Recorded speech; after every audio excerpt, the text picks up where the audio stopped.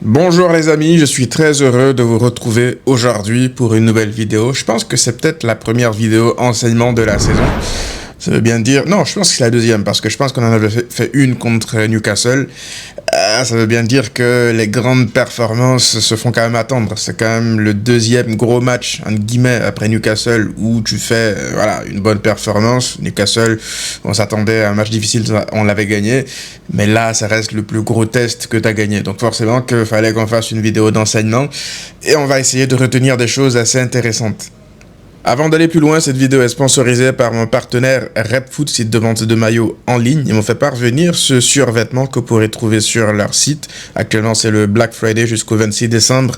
Profitez-en. Si vous achetez pour un montant supérieur à 49 €, ils vous offrent un maillot supplémentaire de votre choix gratuitement. Si vous achetez pour un montant supérieur à 89 €, ils vous en offrent 2. Et vous achetez pour un montant supérieur à 139 €, ils vous offrent 3 maillots supplémentaires de vos choix gratuitement. La procédure pour avoir les maillots gratuits se trouve actuellement à l'écran ou alors en description. Et n'oubliez pas qu'avec le code de réduction Massian, vous aurez droit à 18% de rabais sur la totalité de vos achats. Tous les liens seront en description, les amis. On retourne donc au Barça avec ces enseignements-là à tirer. Le premier enseignement que je vais tirer, il n'est pas forcément positif, malgré la victoire. Je vous avais dit hier que on va essayer de garder les choses négatives pour aujourd'hui à tête reposée, parce qu'on a plus de temps aussi. Du coup, mon premier enseignement, ça reste le piège du hors-jeu. Ouais, le piège du hors-jeu qui, pour moi, est toujours problématique. Alors oui, le Barça a joué un grand match hier, n'a pas non plus concédé multitude d'occasions, parce que je pense que l'Atlético Madrid a eu que 2 ou 3 tirs cadrés, mais c'est pas tant en termes de statistiques que ça m'inquiète, mais c'est plus en termes de dynamique. L'Atlético Madrid, le but qu'ils mettent hier, c'est un but qui arrive parce que tu as ce réflexe-là de jouer instinctivement, le piège du hors-jeu. Oui, ça part sur une perte de balle assez haute du Barça, t'essaies de jouer trop vite, donc le contre-pressing aussi ne fonctionne pas derrière. Mais quand le contre-pressing ne fonctionne pas, tes défenseurs, ils doivent avoir, je pense, le réflexe, parfois, de reculer, d'essayer de suivre le coureur.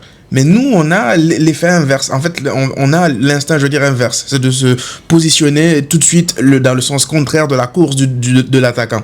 Donc forcément que le mec, il a un boulevard devant lui à chaque fois. Je pense qu'on le faisait mieux la deuxième mi-temps contre le Celta, contre l'Athletic Bilbao. On gérait beaucoup plus la profondeur, on suivait le coureur. Mais là, contre Chelsea, même contre Alaves et là, contre l'Atlético Madrid, plein de fois, j'ai revu ces boulevards. Il a fallu des interventions parfois vraiment risquées de Joan Garcia pour dégager les ballons et les sauver. Tu peux pas vivre en fait comme ça. Tu peux pas survivre comme ça sur le long terme. Alors là, tu as gagné ton match, on est dans l'euphorie, on n'en parle pas non plus de manière excessive, mais je pense que c'est important de réussir à s'ajuster. Je pense que le Barça ne joue pas de manière drastiquement différente comparé à l'année dernière, parce que je pense tout simplement que ce sont les adversaires qui se sont adaptés à la façon de jouer du Barça. Là, le pressing, il suffit qu'il soit un peu moins agressif, un peu moins bien fait sur les adversaires pour que ton adversaire il arrive en fait à se retrouver devant ton gardien. Et moi je parle de ça, pourquoi? Parce que on a tous vu Rafinha crier sur ses coéquipiers, crier sur ses partenaires parce que ils étaient pas avec lui dans le pressing. Et lorsque tout le monde est ensemble, va dans la même direction, ben c'est plus facile en fait de récupérer les ballons. Lorsque tu n'exerces pas un pressing agressif, tu laisses le porteur de balle avoir toute la latitude, être à l'aise pour balancer les ballons alors que tu joues le piège du hors-jeu, c'est suicidaire. Et là-dessus, je vais parler tout de suite de Lewandowski. En fait, Lewandowski, ça va commencer à être problématique parce qu'on a longtemps survécu, entre guillemets, sans son apport, sans ballon, parce qu'on essayait d'adapter, je veux dire, le pressing pour qu'il ait à marquer le milieu défensif de l'équipe adverse.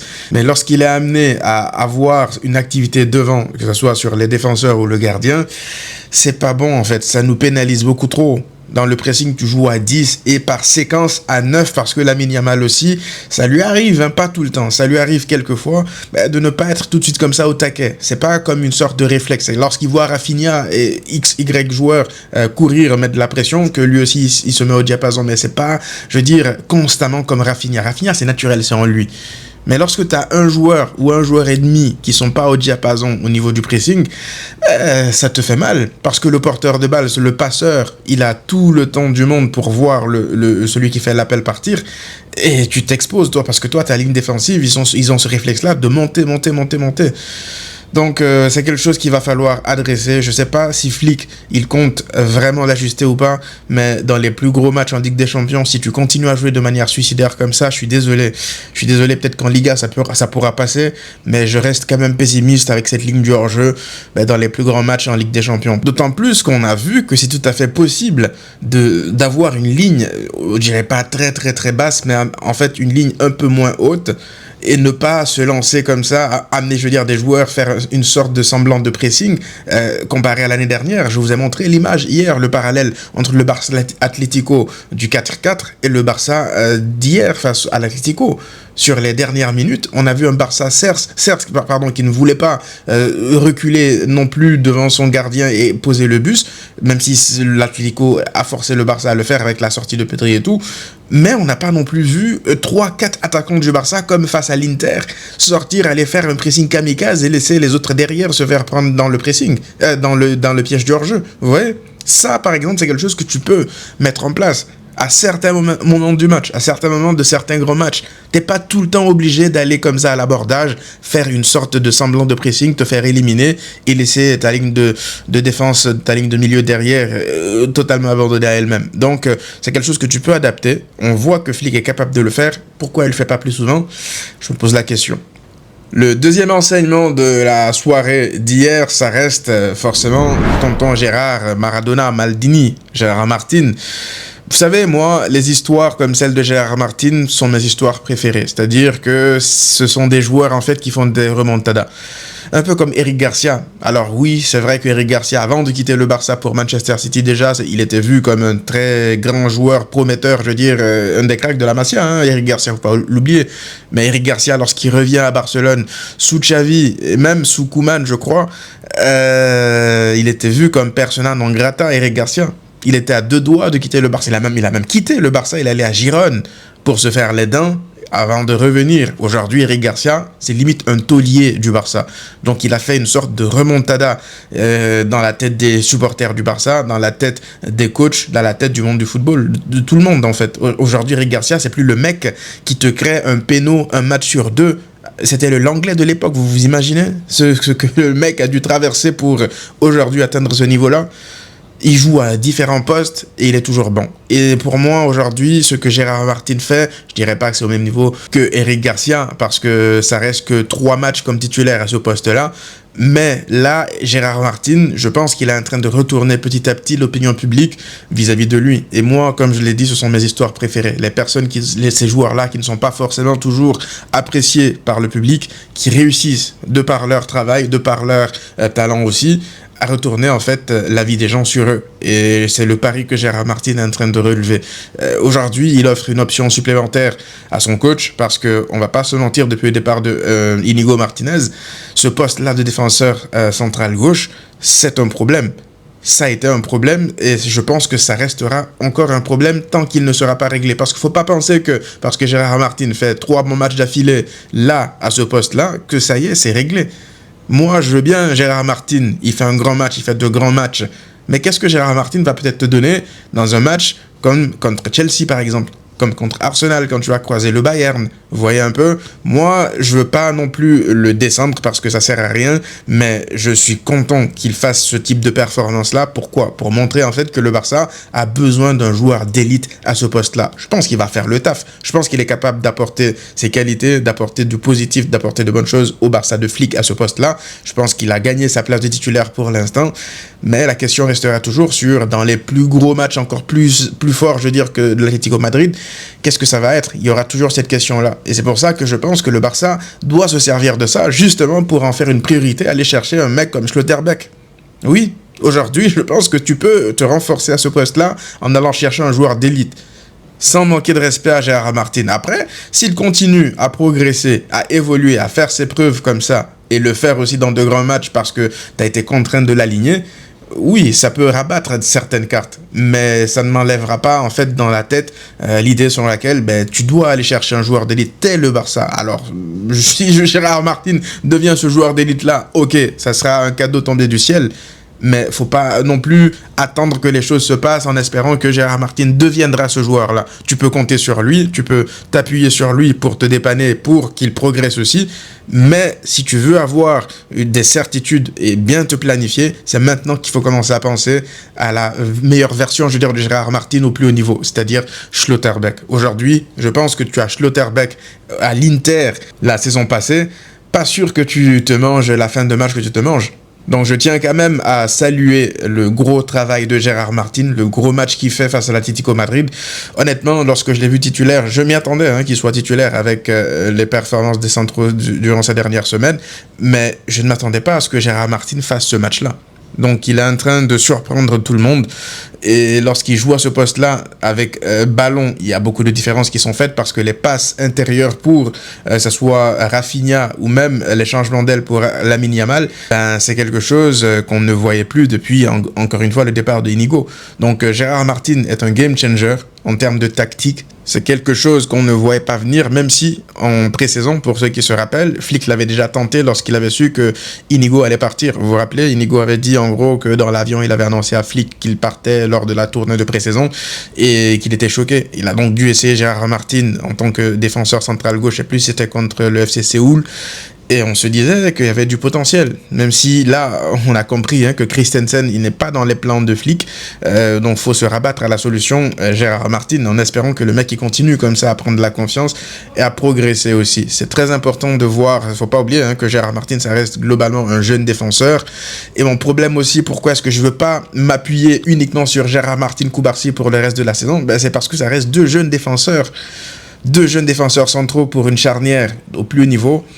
Je sais pas si ça va passer sur le moyen terme. Maintenant, on n'est pas à l'abri de surprises, de bonnes surprises, donc on va surveiller ça, mais je tenais quand même à bien mettre en avant les performances de Gérard Martin parce qu'il le mérite. C'est un joueur qui mérite toutes les éloges qu'il reçoit aujourd'hui. J'espère qu'il continuera comme ça. Le troisième enseignement de la soirée d'hier, c'est tout simplement le Camp Nou. Le Camp Nou. On l'avait dit, le Camp Nou peut t'aider à relancer ta saison. Je pense que c'est le cas. 3 matchs à domicile, 3 victoires. La victoire contre l'Atlético Madrid, une grosse victoire à domicile. Et je ne sais pas pour vous, les amis, mais j'ai senti hier une atmosphère au Camp Nou, notamment vers la fin de match. Lorsque l'Atlético commençait à pousser, je sentais une sorte d'atmosphère vraiment électrique. Il y avait des sifflets à chaque fois que l'Atlético, des coups de sifflet de l'arbitre, à chaque fois qu'il y avait quelque chose qui allait contre le Barça. Je sentais que le Camp Nou, c'était une sorte de cocotte minute. Pourtant, le Camp Nou n'était qu'à quoi? 45 000 spectateurs. dans les tribunes. Maintenant, imaginez ce Camp Nou-là à 60 000 dans quelques semaines, à 80 000, à 100 000, à plus de 100 000 lorsque tout sera terminé. Ça sera un vrai chaudron. Un vrai chaudron. Et c'est assez paradoxal parce que 45 000, c'est près de 50 000, c'est quasiment le même nombre qu'au Montjuïc. Et pourtant, au Montjuïc, on n'a jamais ressenti une sorte d'ambiance comme ça, électrique, lorsque ça doit siffler. Le Barça a besoin du Camp Nou. Le Barça avait besoin du Camp Nou. Tu sens que les joueurs aussi sont à l'aise dans ce stade-là. On voit les célébrations des joueurs, ils vont chercher les supporters. À chaque fois, il y a une sorte de communion lorsqu'ils sont dans ce stade-là. Donc c'est pour ça que j'ai vraiment hâte de revoir un Camp Nou. Déjà, ne serait-ce qu'avec 60 000 spectateurs, je pense que ça sera pour début janvier. La licence sera obtenue d'ici à la fin du mois de décembre, ça va faire une grosse différence parce que 60 000 déjà, dites-vous que c'est beaucoup plus qu'une grande partie de grandes équipes européennes. Donc ça ne sera pas encore l'idéal optimal, mais on pourra s'en contenter. 60 000 spectateurs dans un Camp Nou comme ça, ouais, j'ai hâte de voir ça. On a minimisé l'impact de ne pas jouer dans ce stade-là, et ouais, je pense qu'on se rend compte en fait que c'était pas que du pipeau. De 3 matchs à domicile, dont un match où t'as pas forcément été excellent malgré tout, mais le stade est là, il t'a poussé et t'as été chercher cette victoire contre l'Atlético Madrid, parce que sur les 10 dernières minutes, lorsque Pedri sort, moi je me dis que t'es au Montjuïc, pas impossible que tu te manges encore un but de Sorlotte. Là, tu arrives à maîtriser, à garder en fait, maîtriser est un grand mot, tu arrives en tout cas à garder ta cage inviolée sur ces 10 dernières minutes, mais je pense que les joueurs, ils sont là à courir. Moi, je vous ai parlé de Marcus Rashford, je pense que Rashford, il est là à courir, à se démener comme ça. Pourquoi? Parce qu'il sait dans quelle ambiance il rentre, il sait que les autres, ils ont fait le boulot, que Pedri et Rafinha sont sortis, que le stade est en train de siffler, en train de pousser, il y a une tension dans le stade, il peut pas se permettre de marcher. Il ne peut pas se permettre de marcher, même si oui, il a marché sur une ou deux occasions quand il venait juste de rentrer. Mais pour le reste, il a compris que le stade était vraiment en ébullition et il s'est mis au diapason.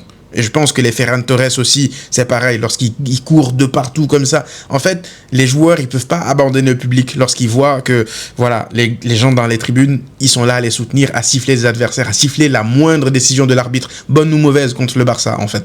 Donc le Camp Nou a fait son taf et je pense que oui, quelque chose qu'on a tendance à minimiser, mais de jouer à domicile devant ses supporters aussi proches de toi comme ça, de la pelouse, ouais, ça peut amener une grande différence. Et sur cette deuxième partie de saison, j'espère que le Camp Nou, quand il sera encore plus rempli, qu'on pourra en bénéficier davantage.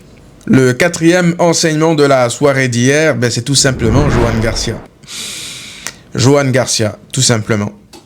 On l'a déjà dit ici par le passé que avoir un grand gardien, ça te change énormément de choses. Je vous ai parlé hier des hommes importants du Barça. J'ai compté qui? J'ai compté Rafinha, j'ai compté Lamine Yamal, j'ai compté Pedri, mais j'ai également compté Johan Garcia. Lorsque t'as pas ces joueurs-là ensemble, les 4 joueurs-là, lorsqu'ils sont sur la pelouse, peu importe qui tu mets autour d'eux, je pense que ça peut marcher en fait. Ce sont eux les piliers du Barça aujourd'hui. C'est pour ça que ça me fait rire lorsque je voyais des gens, je veux dire, minimiser l'absence de Johan Garcia et l'absence de Rafinha lors du dernier Classico. Je me disais, mais en fait, les gens, ils comprennent pas. Ils comprennent pas le poids que ces joueurs-là ont pour le Barça. On parle de Rafinha, de ce qu'il apporte de Pedri, c'est ce qu'ils apportent, tout ça. On a tendance à minimiser l'apport qu'un gardien peut avoir dans une équipe comme celle du Barça. Je prends juste l'exemple de la sortie de balle qui amène à une grosse occasion du Barça. On voit, ça part de qui? Ça part de Johan Garcia.